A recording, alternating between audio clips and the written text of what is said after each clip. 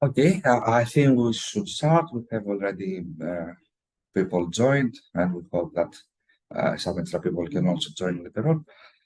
So thank you very much for participating in this webinar. We call it Open Call Preparation webinar. The idea of this webinar is to present to you the two funding opportunities that we are in charge of as Foodscale Hub. The one is from the ICAERUS project, and the other is from the TITAN project. Both of them have now an open call, so we'd like to share with you some tips about these open calls and how you can write an efficient and proposal that has possibility to take the grants that both projects are given. So in the next slide, we have the agenda, but pretty much is what I told you. So we have the ICAERUS project, so we will see some details about the project, to understand the rationale behind it. We will explore the open calls, the one that is running now and the two that will come up in the next period. And of course, we will discuss about the application and how you can fill in the proposal. The same will happen with the TITAN project. So we will see an overview of the project, of the open call, some questions that we have received so far and we would like to share with you in order to know what other people have already asked. And of course, we will decode the application and share with you some tips on how to write a good proposal. So we will start with the ICAERUS project that my colleague Mackenzie will present, and then I will give the floor to my colleague Vladen in order to present the TITAN. So Mackenzie, I think the floor is all yours. You can start with the ICAERUS project. Perfect. Thank you very much. Can you hear me all right? Yes, super. Great. All right. Sorry, Mackenzie, before you start, because we have a question, we will share the recording so everybody can see what we will say today. Just to let you know, we have a Q&A in the Zoom, so feel free to ask questions in the Q&A. We will do our best to answer them as we speak. If we don't have the time, we will take the questions and come back to everybody with a new FAQ. Sorry, Mackenzie, please go on. All right, so we will start a little bit broad, and then narrow in the focus into the actual proposal itself. So to start with the ICAERUS project at a glance. ICAERUS is a 4-year project funded by Horizon Europe that started in July of 2022. The 13-partner consortium is made up of research institutes, 6 industry stakeholders and technology SMEs, and 4 nonprofits all across Europe and the UK. And what challenges are we tackling?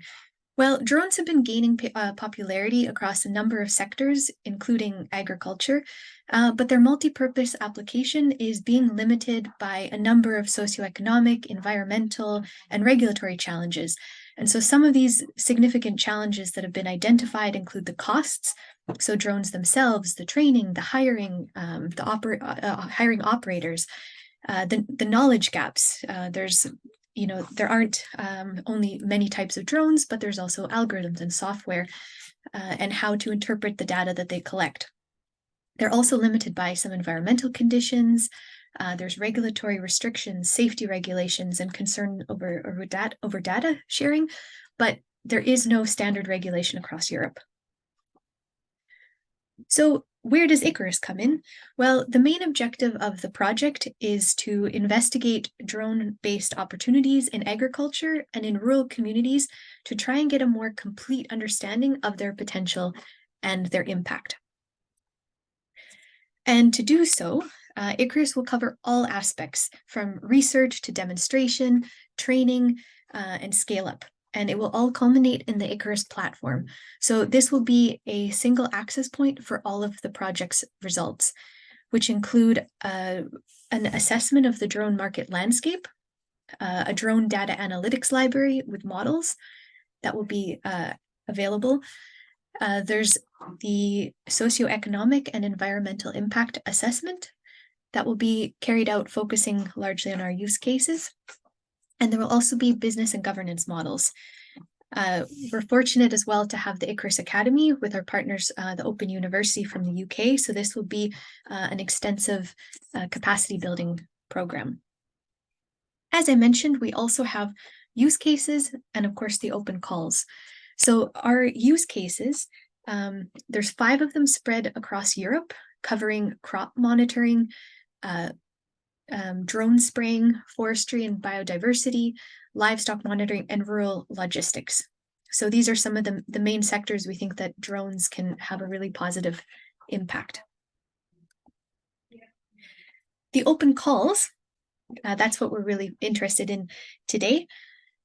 A quick overview is we've dedicated about €1 million of funding for financial support to third parties, which will be distributed over 20 sub-projects within 2 distinct open calls, each with 2 launches. We have push and pull open calls, but we'll get into those details now.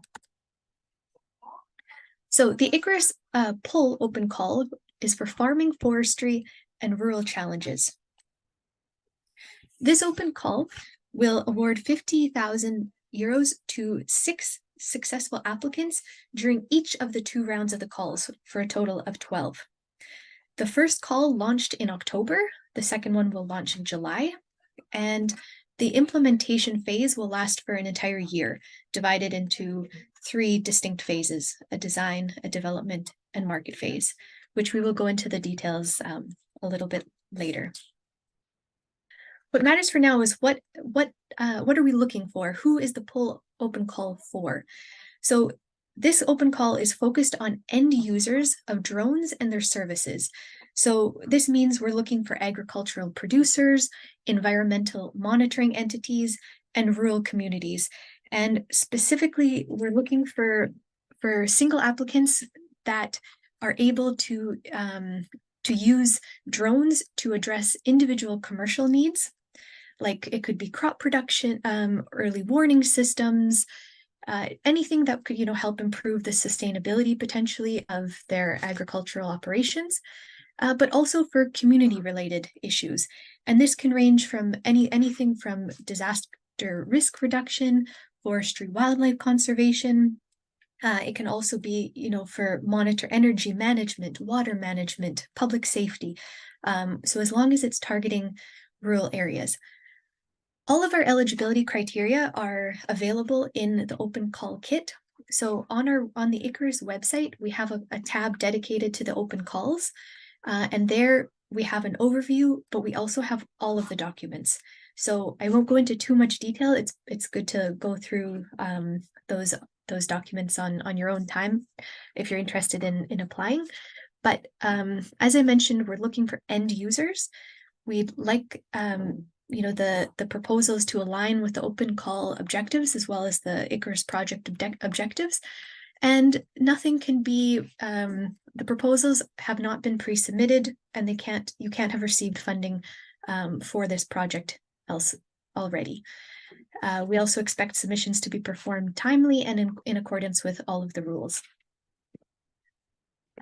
The timeline for the pull open call, as I mentioned, it opened in October 17th, and it will close on January 16th. The evaluation and contracting will take a couple of months, but the first phase of implementation will begin in April of 2024 and last for 2 months, followed by the development phase, which is 7 months, and the final 3 months are the market phase. So the implementation will end in March of 2025. As we mentioned, there are actually 2 different types of open calls. So the first round of the push open calls has already closed, but the second round will be opening in February of 2024. The difference, first of all, is that there will be 8 in total, with each successful sub-project receiving €60,000. We've selected 5 for the first push open call, and so we'll be selecting 3 successful applicants in the second round. Again, the implementation is divided into 3 phases spread over 12 months. In contrast to the pull open calls, which are really focusing on end users, the push open calls is looking for drone innovators. So this means drone manufacturers, AI, IoT companies, research institutes that would like to develop ideas, concepts, prototypes that have market potential. So we're looking for single applicants, either SMEs or research institutes. We also, I should mention that we follow the EU guidelines with regards to the definition of an SME. All of this information is also available in the call documents. So the results of the first push open call have been very successful. We had 55 applicants from across 17 countries, spanning 14 fields of expertise. So there's been a lot of interest and a great variety. The 5 projects that we have chosen to fund include a training program, looking at AI-boosted camera systems for monitoring gas leaks and pipelines. AgriTwin will be using a digital twin with drone-based agronomic decision support system. And we also have Sensor 2 that will be using a computer vision technology along with the drones to help develop a plant recognition system.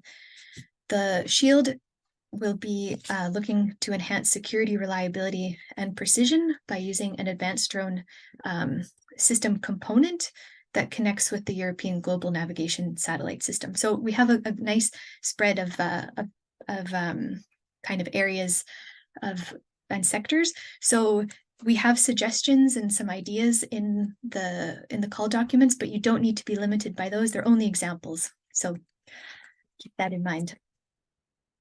Now, the application process. Everything to do with the open calls happens through the Open Call Hub. This is a platform created by Foodscale Hub to make sure that all communication and operations of the open calls is transparent.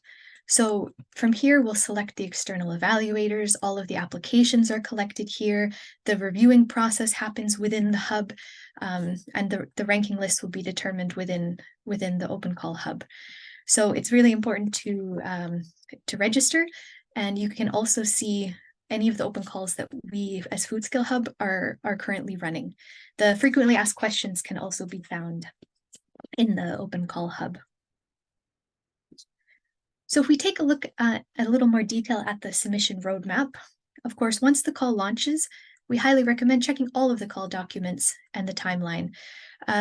So on the website, they're all available there, from the proposal template, the call document. We have a model sub-grant agreement. Everything is there, and you can see it all right from the beginning of the process. We then recommend that you create an account on the Open Call Hub, and then look a little bit more closely at the specific eligibility for the open call that you're interested in. Once your application is completed, really make sure you submit on time. Late submissions will not be considered. Right? And once the call has closed, an eligibility check will take place. And if everything is okay, it will be sent to for evaluation, or if it is not eligible, it will be rejected. So then we move into the evaluation process. So all of the proposals are evaluated by external expert evaluators. 2 evaluators will be assigned per proposal, and we take conflicts of interest very, very seriously. So the external evaluators have no connection with the ICAERUS consortium. So we make sure that they have a good understanding of the topic of interest, and they have nothing to do with the consortium. The award criteria, we have 4 distinct award criteria upon which you'll be evaluated: the concept and the feasibility, the technical readiness and innovation development. And in this case, we don't necessarily require a specific TRL, but we still do need to have some information, and we do want to see that this is a viable technology that you would like to use. We also will be evaluating, or the external evaluators will be evaluating the impact and exploitation, as well as the organizational capacity and the allocation of resources. So just making sure that it is possible for the project to actually be realized and implemented.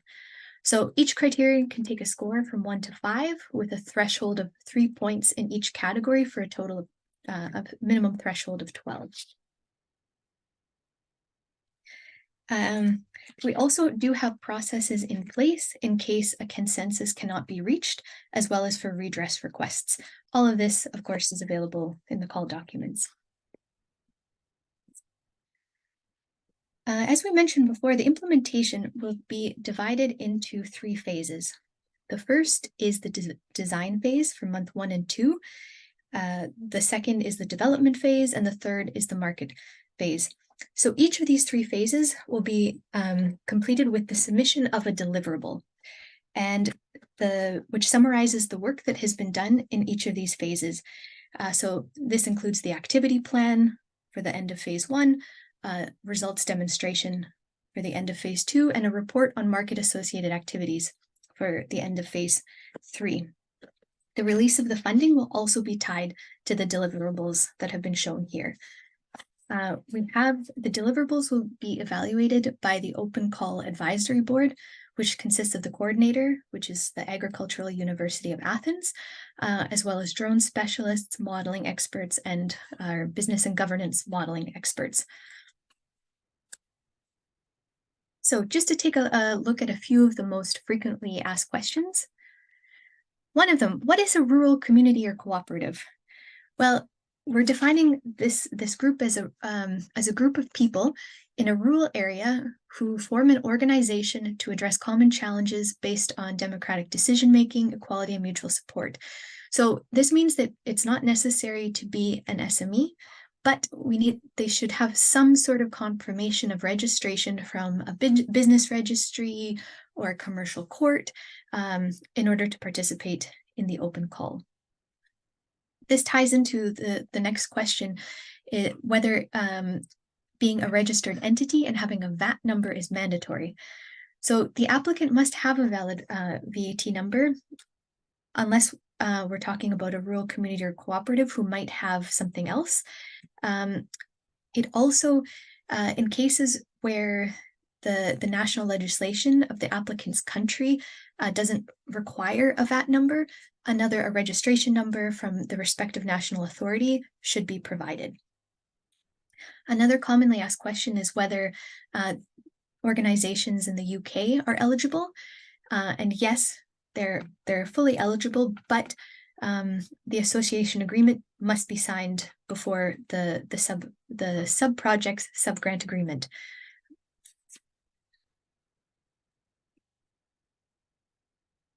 All right, so now we'll go into a little bit more detail about how to prepare a successful full open call proposal.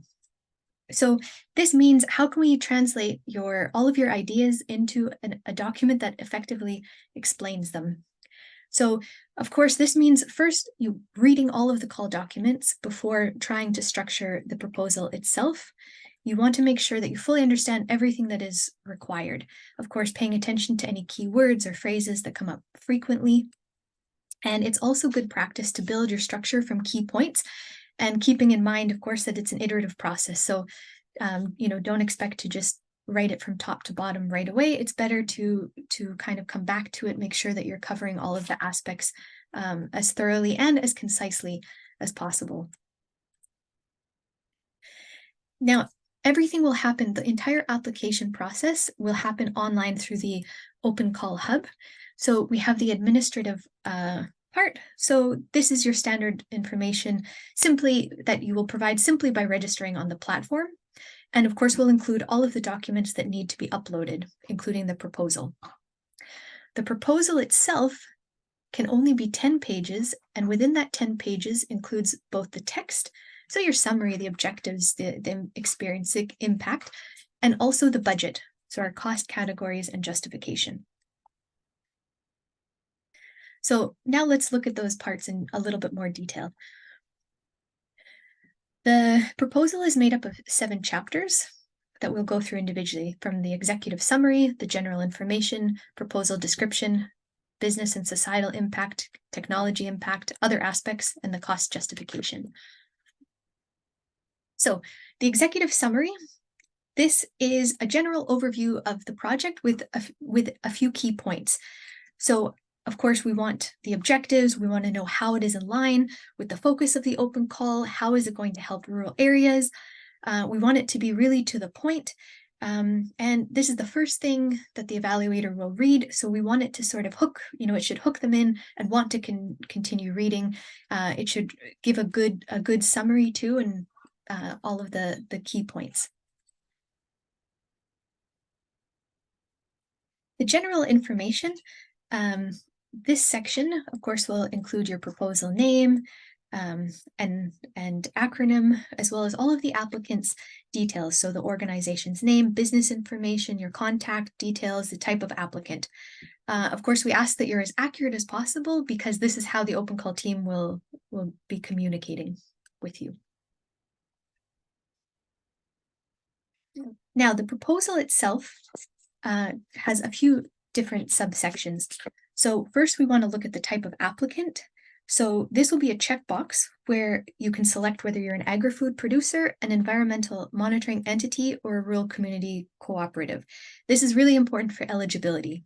So if you don't fall within one of those categories, it is likely that you won't pass the first eligibility check. The general description is really the background of your application. What challenge is it addressing? How does the solution and work plan of key activities, how does it all tie into the objectives of the open call? We want to see a rough outline of your work and what the implementation phase would potentially look like. So this means a timeline or even a Gantt chart or something. A visual representation is very useful. So what really matters here is showing the relevancy of your ideas and having really clear objectives.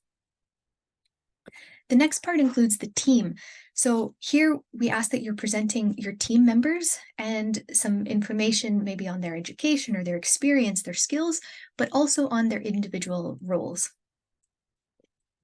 And finally, the expected results. So here we're looking for some key results, but also the deliverables. It's required to mention the three that we've discussed before: the activity plan, the results demonstration, and the report on market associated activities. But if appropriate, some SMART indicators should also be included, so to measure the progress of the objectives and the results. So they should be specific, measurable, achievable, relevant, and time-bound. And we want to make sure, if you can show these two, it's a really beneficial to show that you have a good way of sort of mapping the progress and that you've thought about that aspect of the sub-project. The next chapter is on the business and societal impact. So here we are looking for a bit of a detailed description of the business challenges and the business potential with a clear demonstration of how the proposed solution can reach end users. If you can state the estimated number of end users or any of those types of details are really useful. And but we understand this is also just a first look, but we want to show that some thought has gone into the longer term sustainability of the sub-project solutions. In the societal impact, which is part of this section, here we want to see a description of the societal challenges and how your idea is going to tackle it. So here we're looking for the societal readiness level and how you foresee the solution being integrated into the targeted rural community. If there's any evidence to support your, if there's any evidence you can use to support your argument, that would be very valuable. And if possible, if you can reference any vulnerable or socially marginalized people and groups. The technology impact, this is the next section. This is about a description of the technology and what makes it unique. So even if it is just an improvement to an existing solution, it's really important to show the improvements or the enhancement of it. If it's possible, a visual representation is strongly recommended, and it's also necessary to describe the technical readiness level based on the EU TRL scale, which you can see here from 1 to 9, research, development, or deployment. Some of the other aspects that need to be included are sustainability impact. So here we're looking for a description of the environmental and other sustainability impacts of the innovation development in the agri-food sector. So if you can formulate a few KPIs that with which the impact can be measured, that is sort of what we're looking at. So here you can see in the slide an example. If you have some concrete numbers, we can say, for example, using drones for spraying, their cost for fertilizer will be reduced by 10%. This is purely an example, but this is sort of the format of the type of thing that we would like to see if it's possible. We're also another important aspect is the impact on rural areas. So this means a description of how the project will address challenges in rural areas, particularly in your region, maybe your country, or even beyond. We'd like to see examples of how it aligns with policies about rural areas, and we recommend referring to the ICAERUS 3 strategy of your region as a starting point, of course, if it is applicable. So the financial aspects, we'd like you to describe any relevant implications and support from public or private entities, and your approach for further fundraising in the future. All right, we also would like to know about multi-actor involvement. So this is about the extent that different stakeholders of the agri-food chain or end users are involved in the proposed solution. So this means you should demonstrate, first of all, identify which stakeholders, but you should demonstrate that their level of involvement, or even how you will motivate them, or how you foresee engaging them in your sub-project. Finally, the last aspect is our ethical issues.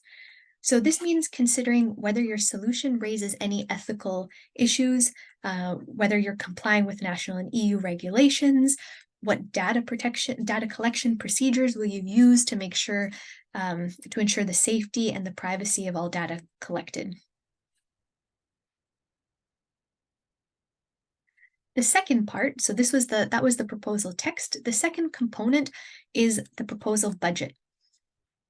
So as I mentioned, each sub-project can receive up to 50,000 euros.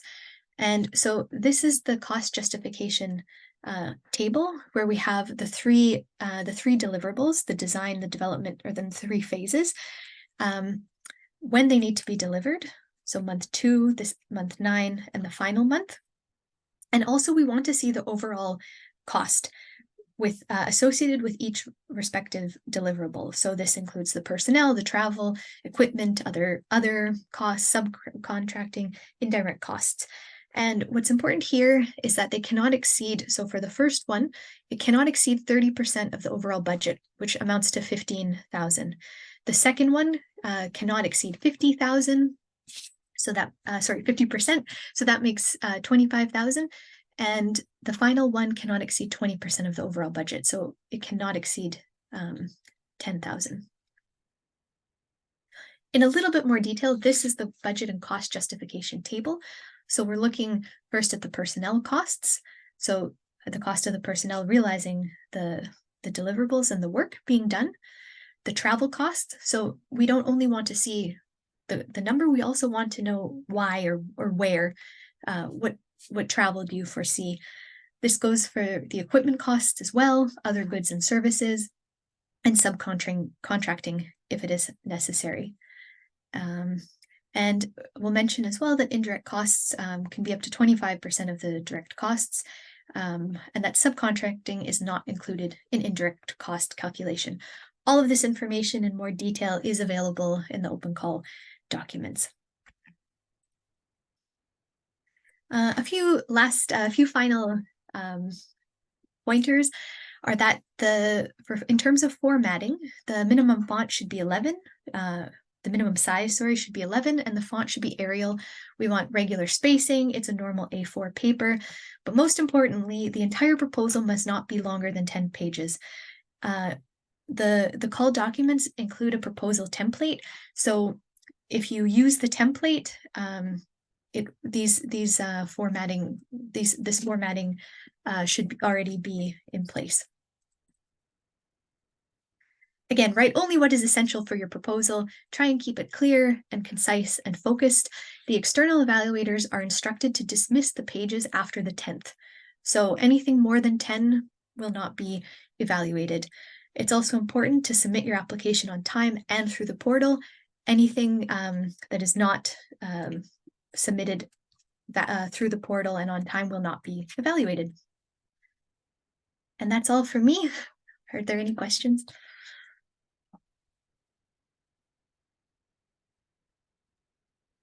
Stylianos, do you have a question?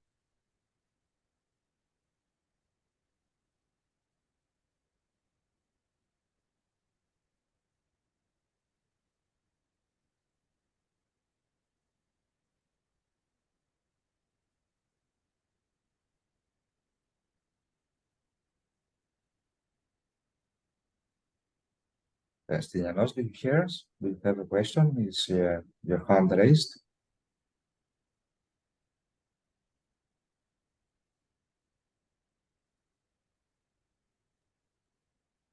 Excuse me, are you referring to me? But because I can't hear you very well.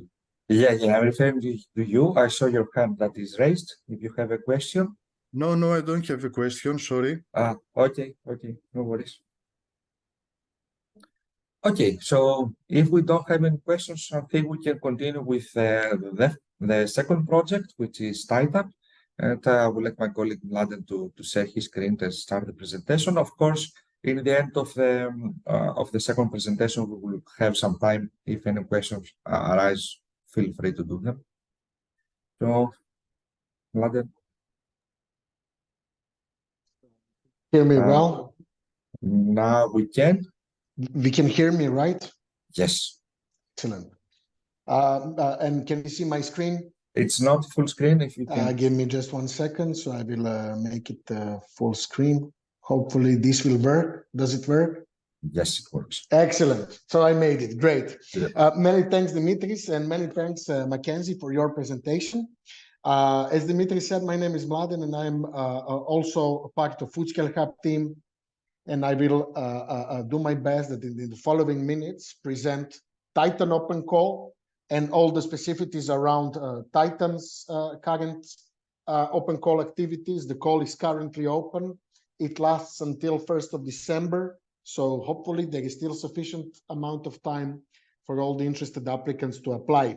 And many thanks to all the participants for joining us today. We in Foodscale Hub are preparing many interesting open call activities, not only within ICAERUS and TITAN, but beyond these two projects, and hopefully you will be following us for more updates.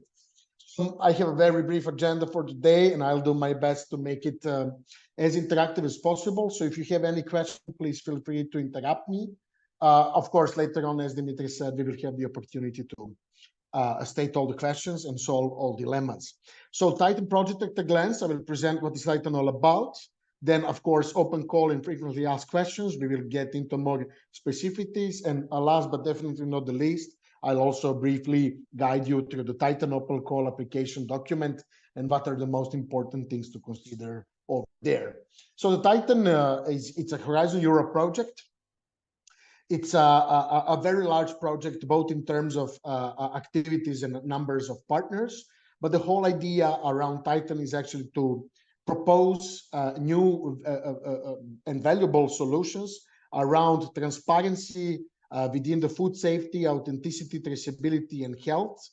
Of course, all of them aiming to improve very informative decision-making for consumers across Europe and beyond. So TITAN project partners are actually focusing on food sustainability and food traceability, and you will see later on what are the main objectives. namely to develop and demonstrate co-created food transparency solutions, to provide solutions that will facilitate consumers' decision-making process, of course, focusing on state-of-the-art solutions to increase and monitor transparency in the overall food system, demand-driven and co-created to small and large businesses equally. Of course, network of transparency technology businesses. We have quite a number of partners that are already involved in numerous activities around transparency networks. And last but definitely not the least, to engage, communicate, and disseminate innovative solutions stemming out from Titan activities. We are focusing on three main pillars, and these three main pillars will be actually focus of the open call per se. The first one being food safety, the second one food sustainability, and the third one healthy choices around food. And within Titan, we have currently 15 internal pilots that are enhancing transparency business, as I said, improving food choices and enhancing food safety. And we will be inviting via open call other 8 external pilots, and together with numerous benefits that future Titan have, of course, networking with the 15 internal pilots located all across Europe will be something that Titan project will be focusing on. Of course, the Titan itself focuses also on cutting-edge technology provider SMEs and startups.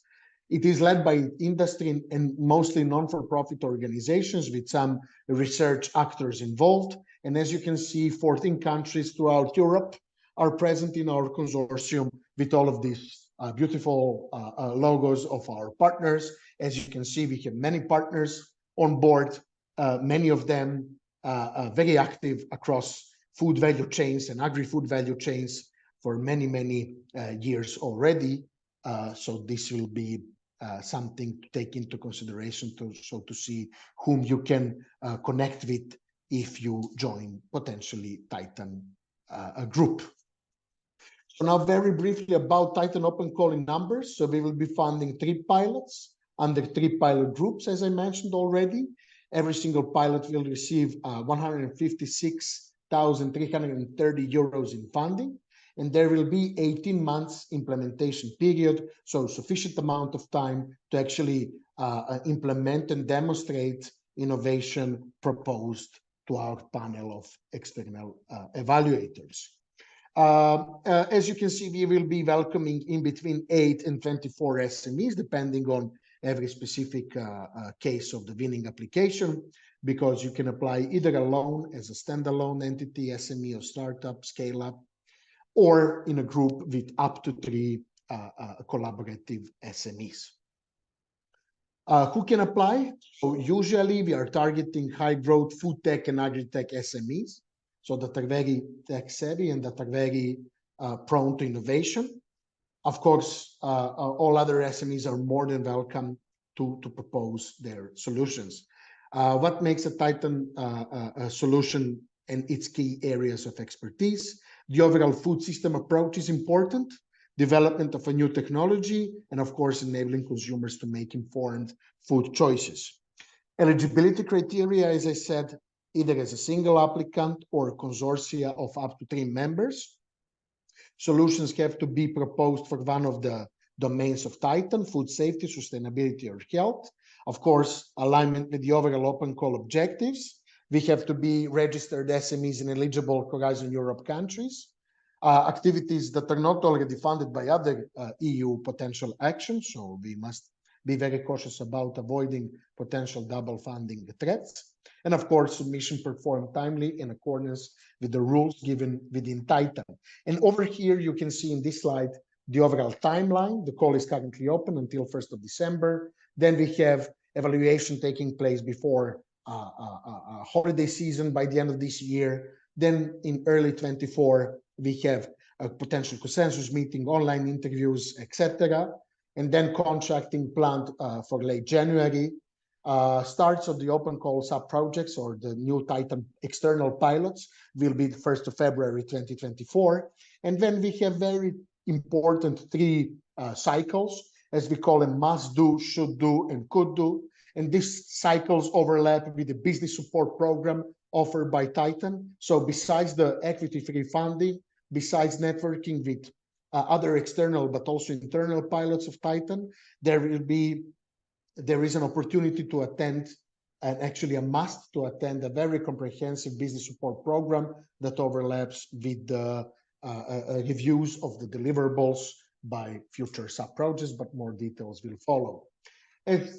As Mackenzie already presented in ICAERUS, Titan is also run via Open Call Hub. This is FSH dedicated platform to open calls, very easy to use, and we warmly invite you to register already and to seek for funding opportunities over there. Our support team is always there for you, and hopefully you will enjoy while browsing to Open Call Hub and, of course, applying later on to our open calls. Submission roadmap for Titan. Of course, after the call is being launched, which is now, we invite you to carefully analyze the documentation. We have the full kit available on the website. Of course, you are more than welcome to create an account on the Open. Examine the eligibility criteria and pilot groups in details. Complete your application and fill in all the necessary information. And of course, submit application on time and wait for the results. Of course, you will be receiving later on the final result information. When it comes to Titan evaluation criteria, for the first part, we have 4 important evaluation criteria, namely experiment and excellence, technology and alignment, impact in the team. And you can see the weighting factors as well and threshold applied for each of those. And it is all in details explained in the open call documentation, what you should focus on in every single of 4 evaluation criteria. When it comes to evaluation process, it is performed by external evaluators. They should, of course, apply as well, because we are also inviting experts to apply as external evaluators, and each application will be evaluated by 2 external evaluators. Then we apply, of course, careful consideration to avoid conflict of interest, no connection with Titan Consortium, and of course, applicants and external evaluators must be independent. Later on, when we select after the external evaluation top 16 applications, we are applying the second part, which is online interview criteria. For up to 16 top applications, with respect to the selected pilot groups, we will be inviting for online interview, where the following criteria will be applied: concept and technology, exploitation and business. So it's a very practical set of criteria in the second evaluation round. And outcome will be 8 selected winners, at least 2 winners per pilot group. So we will have 2, 2, 2, and the 2 remaining places for the best remaining applications. So this online interview criteria is in front of the Titan experts panel of the open call manager, coordinator, relevant technical part. Will be a very interesting for all the winners. Titan Business Support Program, very important part of Titan. Key objective is actually to include both internal and external pilots or winners of the open call, and to propose tailored webinars and events in 3 cycles, as I said, must do, should do, could do, covering 4 very important business topics, namely financial management, marketing and promotion, intellectual property, and of course, international collaboration, brand image. This is something that all winners will be invited to participate in. And this is something that is very lean, taking place online via webinars. So it will be very interesting, but also very appealing to all the future winners. Of course, we need to capture the needs from the pilots that we are currently doing for the internals. And we are actually executing the second cycle for some of the internals that the externals will be catching up.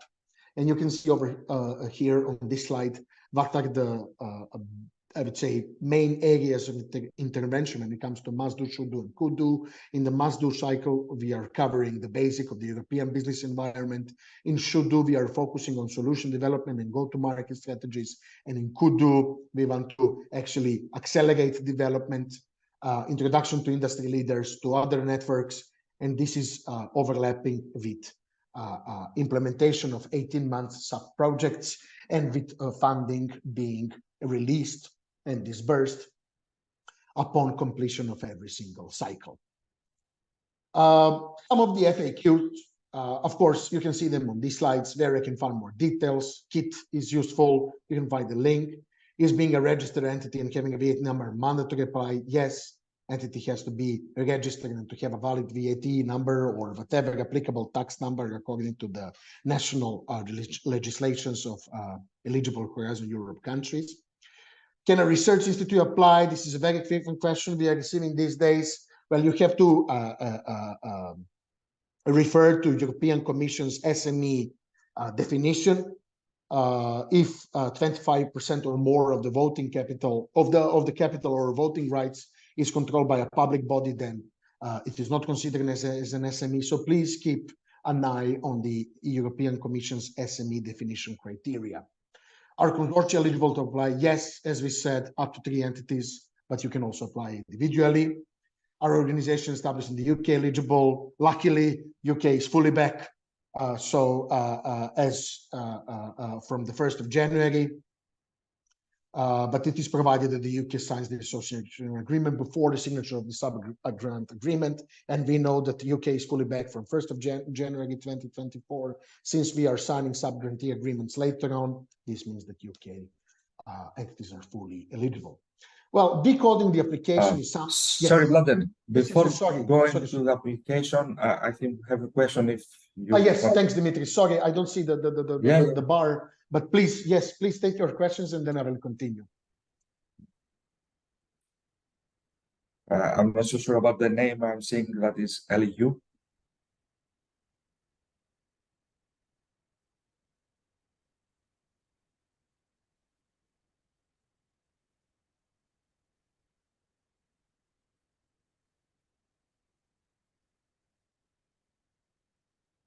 Is there a question or is a false raised hand? I can perhaps continue and then, I see it oh, it was, sorry, no worries at all. If there is any question, just feel free to raise your hand or type it in the chat. So I will continue then. Thanks a lot, Dimitris. With decoding the application, so what we usually suggest to potential applicants is, of course, first and foremost, to analyze the open call kit carefully before starting to structure your own application. Does your organization have the capacity to deliver the envisaged solution? This is very important and also very challenging to numerous SMEs across Europe. So please take it into consideration. Perhaps you would like to opt for forming a small consortium then. Plan key points and divide responsibilities before you write the full text. We are now in early November. There is still several weeks left, but we urge you to speed up as much as possible. And of course, creating the application is an integrative process, and you have to be patient, as ourselves being involved in many applications out there are very well aware of. Application structure has online part and application form itself. The online part contains the administrative info provided while registering and documents that have to be uploaded with application included. There are some declarations of honor, etc. You will see in the open call kit. And with summary and objectives, business impact, technology impact, and some other aspects with 15 pages max, slight difference with comparison to ICAERUS. So we have 15 pages in Titan. Application form chapters, we have an executive summary, general info, application description, business impact, technology impact, and some other aspects that you would like to tackle and propose. In executive summary, you just very briefly present the pitch of the application with a special focus on objectives, how your solution fits to the selected Titan group. Please be mindful about this. What value your solution will bring to the transparency in the overall food system. And keep in mind that it could be published on the Titan website if your application is among the winners. So it could be potentially something, of course, that will go publicly in the air later on. And it should be very catchy, very informative. And of course, keep in mind to avoid any confidential information there. Of course, before publishing anything from future winners, we will be we will be consulting with everyone. I see Stylianos asking, maybe I can. Consortium acquisition, one SME and one research organization is eligible. Yeah, yes, Dmitry, go for it, and I will later on jump No. again to Go. I just I can pressed the go. button. Okay, yeah, Yes. no worries. So, Stylianos, this is the case. If a research organization fulfills the European Commission SME definition criteria, then yes. But if the research organization is outside of the SME research criteria defined by the Commission, then no. So that's why you should go and read carefully what is the explanation of the SME definition from the official EU SME definition.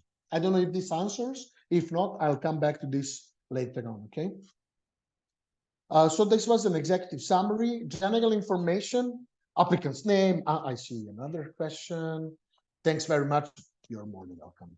Applicant's name and acronym, if applicable, of course, selected by group, organization name and business info, contact details of the legal representative. So some general information. Of course, if applying as a consortium, this should be repeated for all the applicants. Application description, of course, general description, objectives, work plan, team, and key results. And you can see here what are the main areas for every single part. Describe the question your application aims to solve in the general description. In objectives, you should clearly state key objectives that your solution wants to achieve. Work plan, you should present timeline of the key activities. With respect to Titan business support program cycles, you could possibly include a Gantt chart as well. So to see and to make easier for evaluators to understand how your activities will be conducted. Of course, the budget table for each member of the consortium if you are applying as a group. Present the key numbers of your team and their relevant expertise. In case of applying for consortia, present the role of each member of the key personnel involved. And of course, key result that you achieve and deliver. Budget for the application, you can see the breakdown here. This will help evaluators to assess the feasibility of the proposed solution. So this is something that you should be cautious about. I'm now reading the question. I'm sorry, but I'm not sure if I understood. If a private research center is according to European SME, it should be part of the zone. Not necessarily. You are then SME per se, because you fulfill the criteria and you can apply alone. So as long as a private research center is, according to the European Commission SME definition, considered as an SME, you are not obliged to apply with a consortium. You can apply on your own. I hope this answers. I'm sorry, LU, I cannot see your name, but I hope this answers the question. If not, I'll come back to it later as well. Of course, keep in mind that Titan project follows the guidelines on the EC in terms of cost eligibility. This is very important to keep in mind. And of course, we are deliverable-based program, but keep in mind that you are obliged to keep records according to your national legislations and also potential subject of revision by the European Commission. Business impact, very important part of the Titan application. Whenever possible, talk with numbers. Don't forget numbers, because this is something that, let me see the question. Can consortia consist of both EU and UK institution in the same? Of course, UK being fully under Horizon Europe eligibility, so this should not prevent you in applying by all means. You are more than welcome. Talk with numbers whenever possible. Effect of the solution of the food system, we should see it. Actually, our evaluators should see it.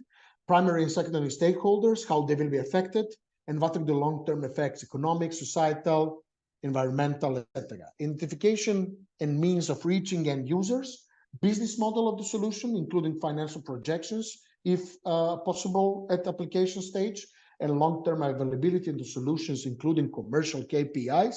This will prove to our evaluators that your solution is fully market ready and applicable and with good business potential.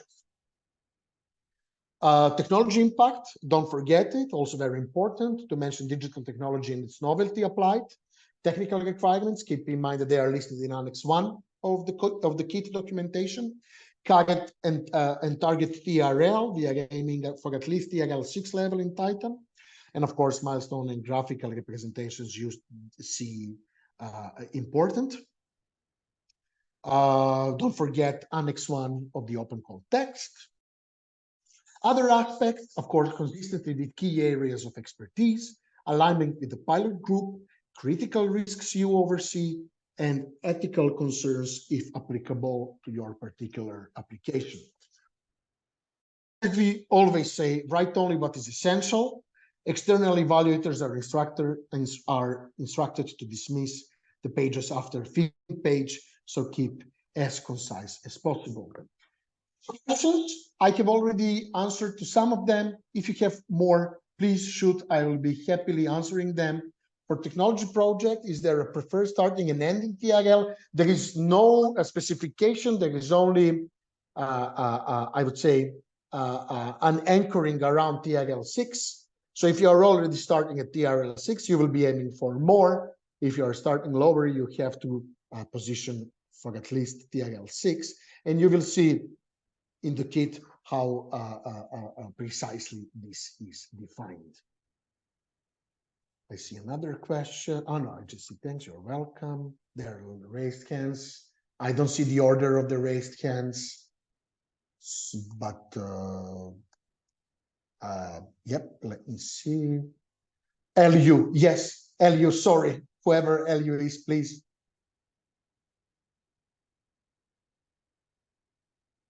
Is there a question by LU?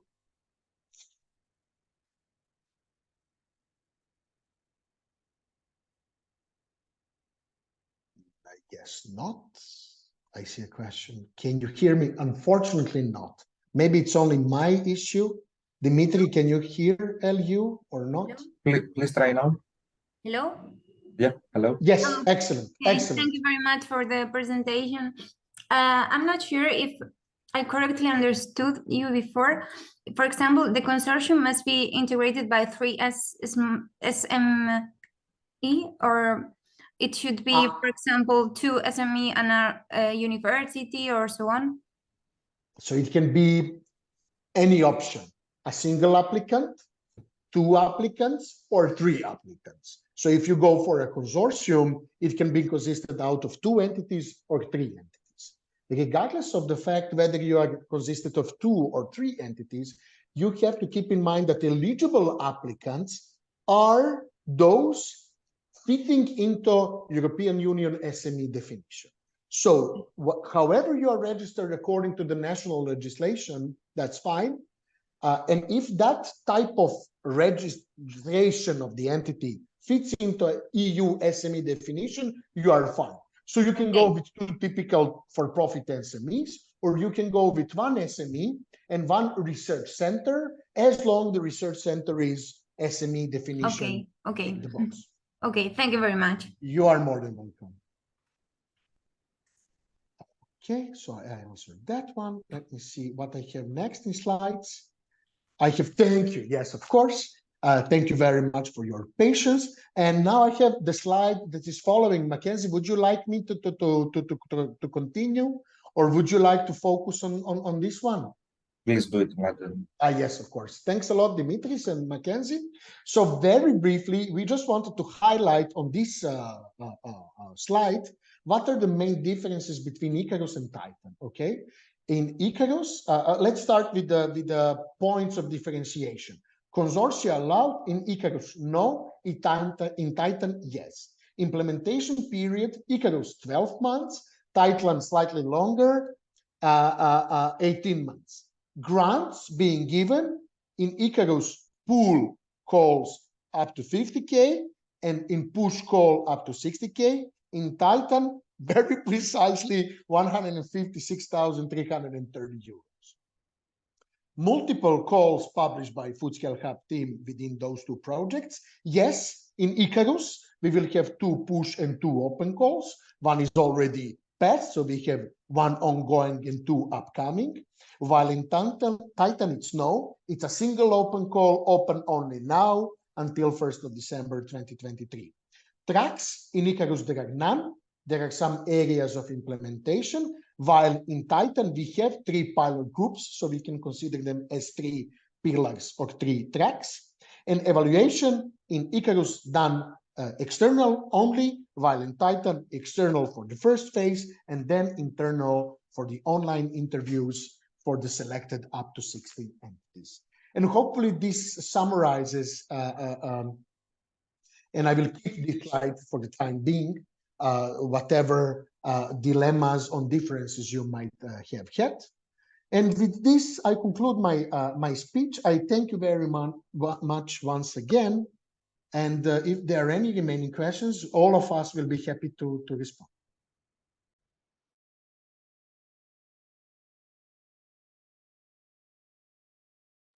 Yes, I see hand by Nenad.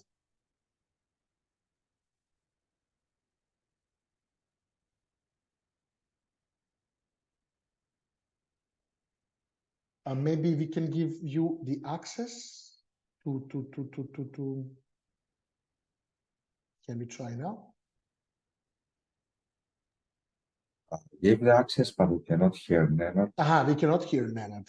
Nenad, perhaps if you have a challenge with the audio, you might freely type in the chat box the question, and we will happily respond.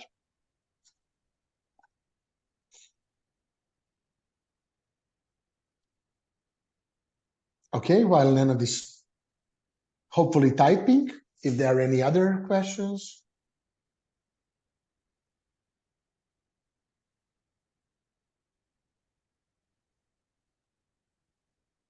If not, I would like to use the opportunity to ask all the potential applicants to submit your application on time, to register your accounts on time, and to be sure that you comply with all the requirements of each of the open calls we have, especially here presented ICAERUS Tool and Titan.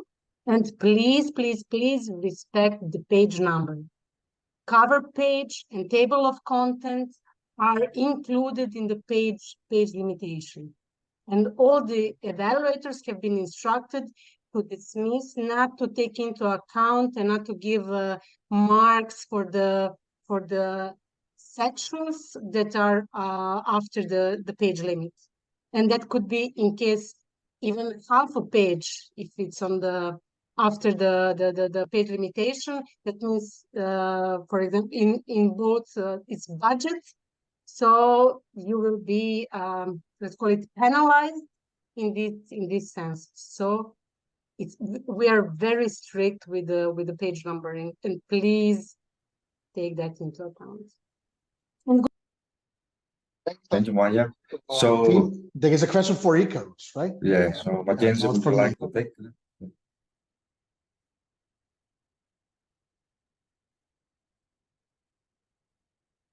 You are muted. You are muted, yeah. Are drones for pesticides eligible for application? From my understanding, the regulations around drone spraying is highly variable country to country. So I know from our use cases that they're really only testing the potential of the different drone configurations. So could you explain, what exactly did you have in mind when you mean drones for pesticides?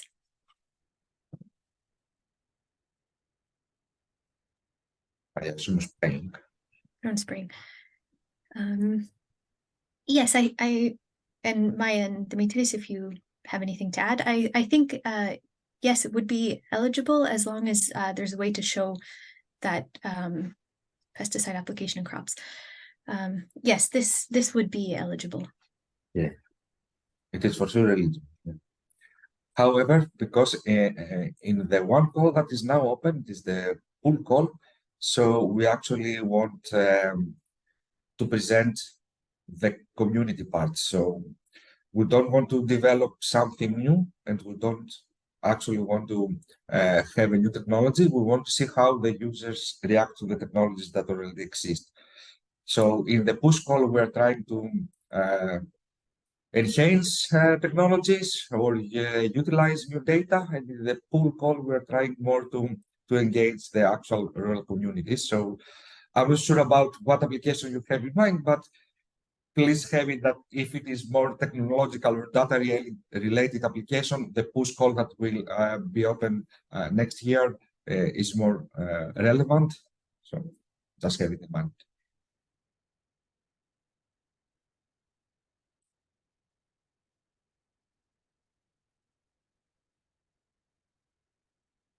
Do you have any other questions? Of course, whenever you have any question or you're trying to submit a proposal in the opencallhub.eu, there is an FAQ for each project, so feel free to type any questions you may have, and we will do our best to answer as soon as possible. Of course, you can also ask us in the emails, but to be honest, if you use the FAQ, I think it's the best way, because everything will stay there and other people can also see it and benefit. So.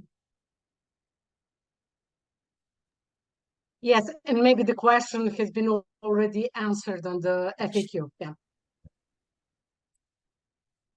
Okay. If we don't have any other questions, I think we can say a very big thanks to everybody for participating. We will circulate the recording. We'll see, maybe we can also upload it somewhere, but you will be informed of how you can find the video of this presentation. So thank you very much. Thank you, Vlad, and thank you, Mackenzie. Thank you, Maya, for the presentation and participation. And thank you, everybody, for being here. Thank you. Thank Goodbye. you. Goodbye.